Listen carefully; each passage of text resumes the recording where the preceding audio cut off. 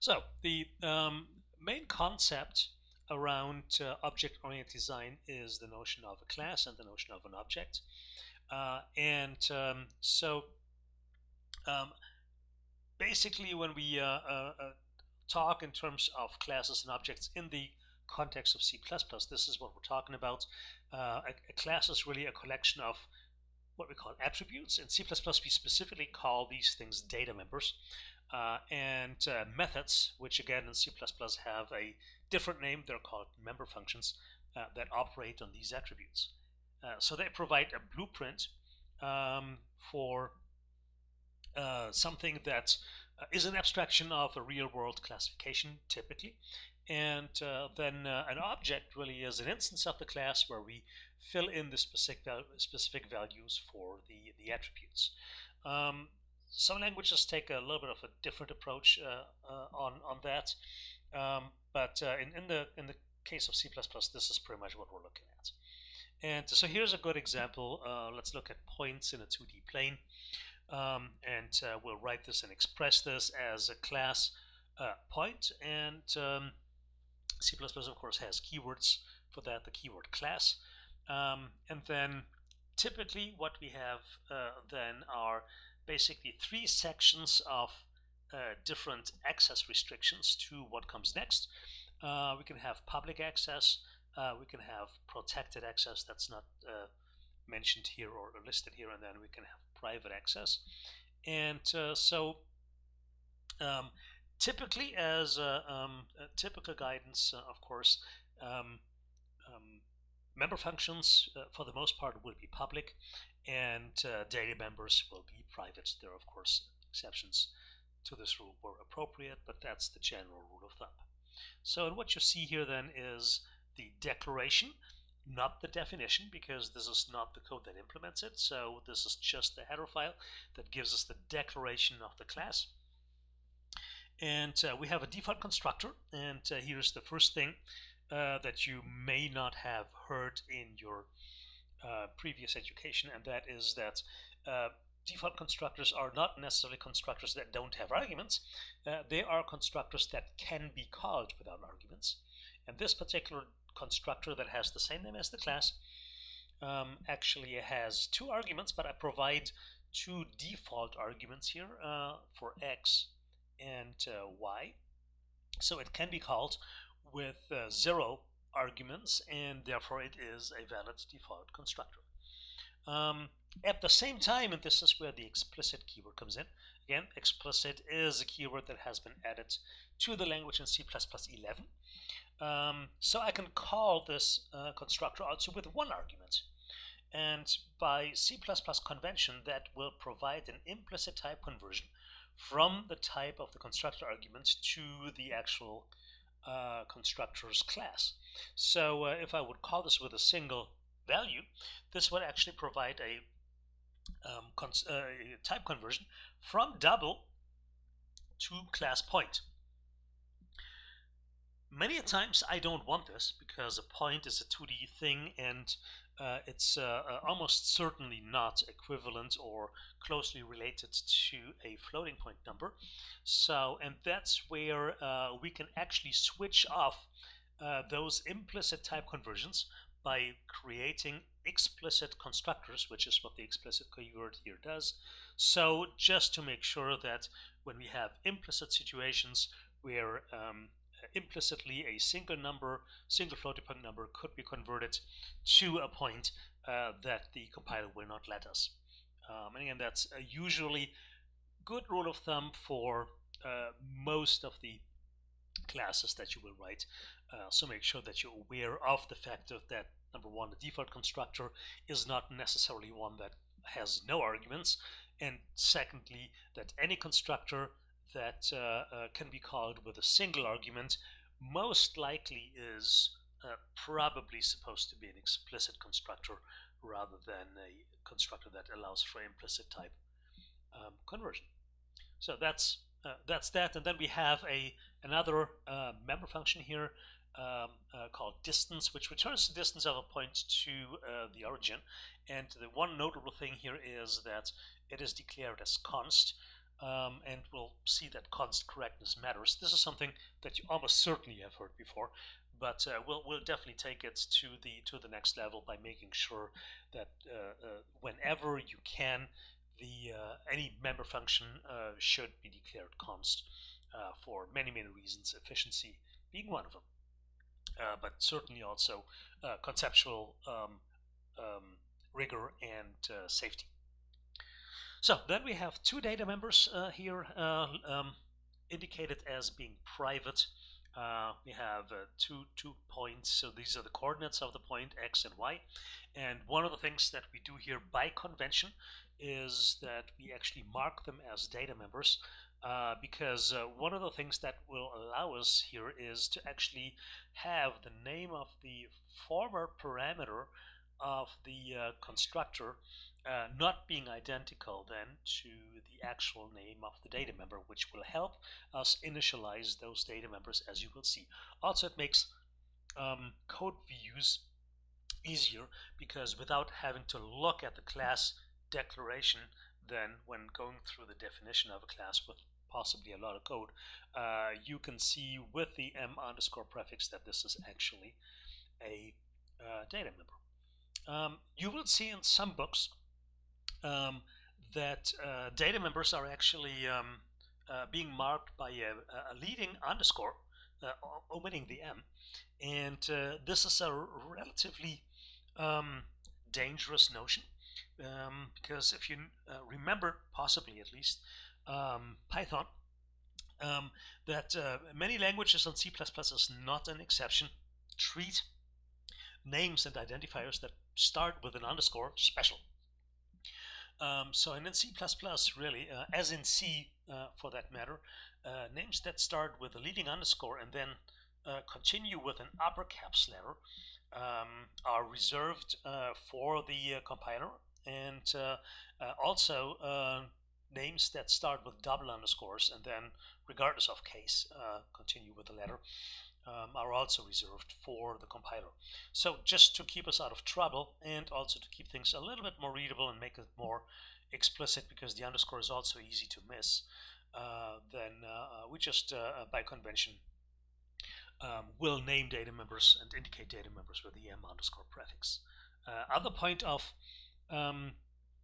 convention is in the class declaration here is indeed that the class name typically, not always, but typically is a noun, because it refers to a real world concept.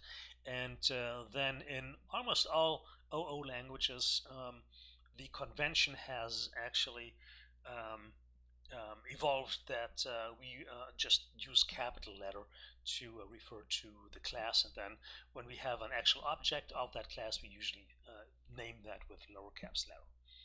So that's the overall introduction to what a typical class declaration looks like in a header file that then can be included, for instance, by some other code and provided by a library or something.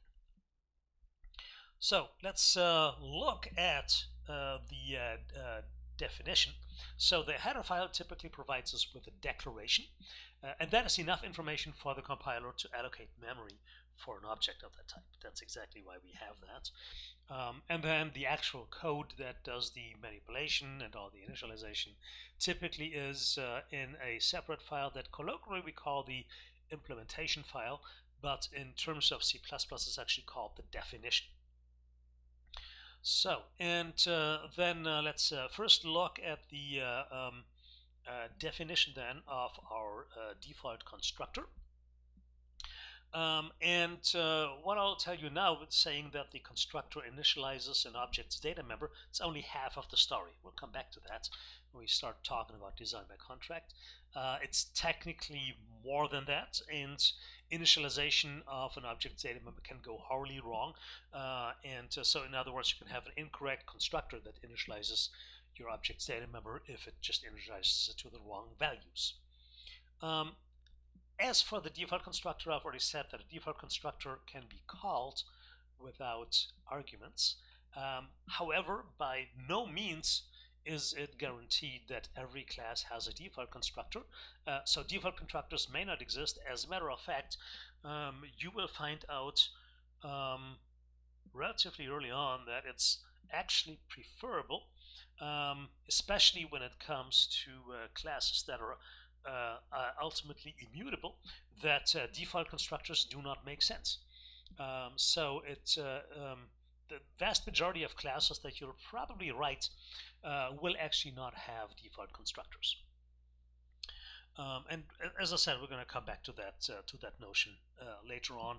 But if you again think back to Python, you may remember that there are mutable and non-mutable classes out there, right? For instance, strings are non-mutable or immutable, and there are, even for containers, two different versions, with lists being mutable and tuples being immutable in Python. And this is for good reason. And it's tightly connected to the fact that you may not necessarily have default constructors for immutable objects. So, and then here, the first thing we typically include and have to include when we provide definitions for something we declared before is the actual file that provides the declaration, which happens here. And then we can include any other additional library files. In this particular case here, we're going to include the C++ version of the C library's math standard header. So you'll notice a couple of differences here. The first one is when we include our own declarations, we usually use quotes. When we include library headers, we usually use angle brackets, and the reason behind that is the way how the compiler is instructed to search for these particular files. So when I use quotes, the compiler looks into the current working directory to actually try to find the pointer-h, and only if it doesn't find it there, it actually goes to the library's paths and sees whether there is a file called point.h in your library path.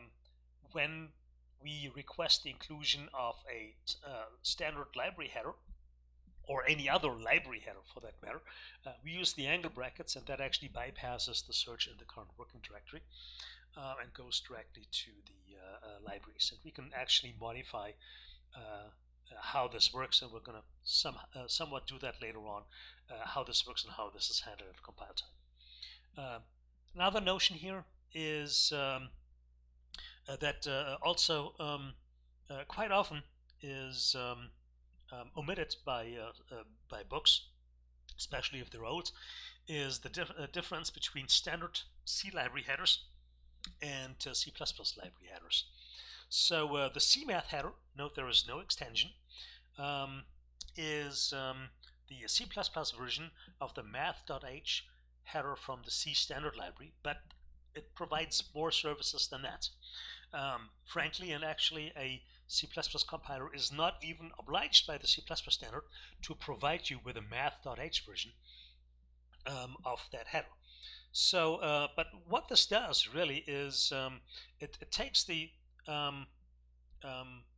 contents of the math.h header in C and then puts this into the std namespace for the standard library to avoid name clashes. If you include math.h, it provides everything in the global namespace, and this can become a problem for large systems because, for instance, especially when we talk about things like vectors, every one and their dog when it comes to libraries has their own version of a vector or matrix, and not polluting the global namespace and keeping everything into their own separate namespaces is something that is very, very important for large systems. So this is number one. Number two, also because of that, you will see that this particular file lacks the directive that usually says using namespace std, and throughout this class we're never going to use this because namespace pollution is a problem for large systems. So the using namespace std directive is something that is really hurtful, and it was always only ever meant as a transitional tool, and certainly if you just prefix all your names with the std : namespace resolution, it's just 5 characters more. And actually, the most modern IDEs will automatically handle that for you. So, but that is why down here, when we actually use the sqrt from the CMath header, we actually prefix it with the std prefix. Another thing that many books get utterly wrong, and we're going to spend some more time on that as well, is how to properly initialize data members. And 99.9% of the time, you should never use assignment in the constructor body to initialize a data member, but you should use initialization lists, as you can see down here. Again, here's the rationale also that makes it easier then to write those initialization lists by having the formal parameter and the actual data member have different names. So that really helps in this case. And as you see here then, most of the time for these easy cases, the constructor body is actually empty. And we're going to come back to why we use initialization lists. Because it's safer, it's more rigorous, and it can be a lot faster.